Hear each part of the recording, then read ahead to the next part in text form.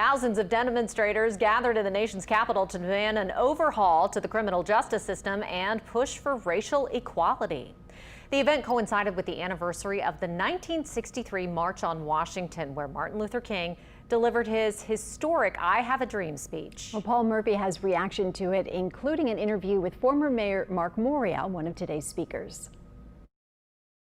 57 years after Martin Luther King's I Have a Dream speech in Washington, D.C., racial equality remains elusive for millions of Americans.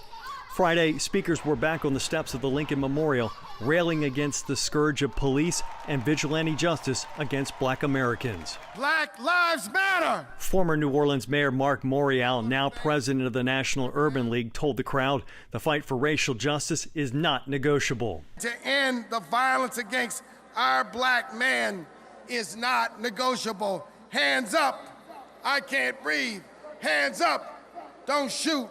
Morial told us racism appears to be on the rise.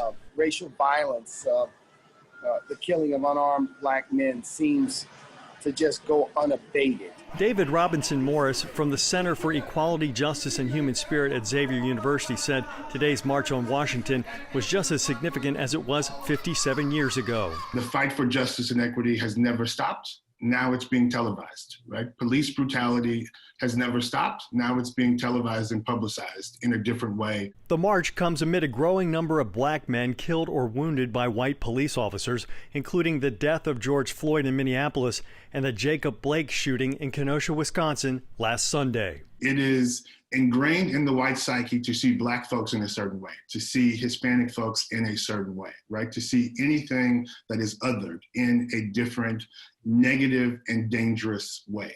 The event was also a call to action for people to vote.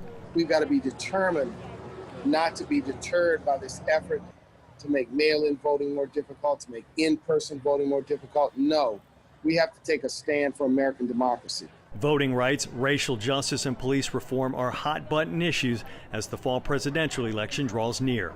Paul Murphy, Eyewitness News. Today's event was dubbed the Commitment March. Get your knee off our necks.